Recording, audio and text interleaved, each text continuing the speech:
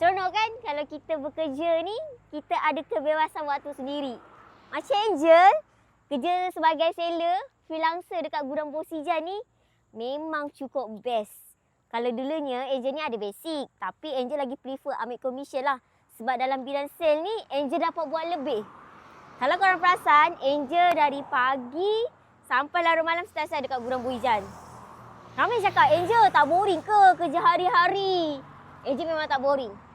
Benda best yang Angel dapat belajar dekat sini, walaupun harian Angel dekat Gudang Bosijan ni, benda yang sama, tapi Angel dapat jumpa acik-acik yang dalam keadaan senyuman, acik-acik bahagia, dapat ilmu sale, dapat kenal orang baru, dapat nasihat baru daripada acik-acik dan lagi satu korang. Banyak Angel spend masa Angel dekat Gudang Bosijan ni, kerja dengan Bosijan ni sampai Angel dapat achievement Angel sendiri. Iaitu dapat beli kereta cash, kereta Mustang Angel untuk kali kedua je. Sebab macam korang tahulah, untuk kereta pertama Angel highlight warna pink yang macam sana tu. Kalau untuk kereta kedua Angel, kereta Mustang. So kalau ramai yang tanya Angel, best ke bila jadi freelancernya? Serius, memang best. Angel sendiri boleh tetapkan berapa lama Angel nak spend masa, nak cari duit, berapa banyak Angel nak cari duit. Boleh, itu pada kita. Makin kita rajin, makin kita dapat lebih.